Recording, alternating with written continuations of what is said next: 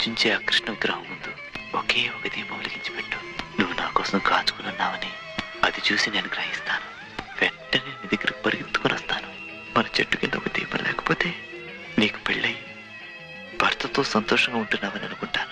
దీర్ఘ సుమంగళిగా పిల్లా పాపలతో నువ్వు జీవితం గడపాలని మనసారా కోరుకుంటూ నేను వెళ్ళిపోతాను.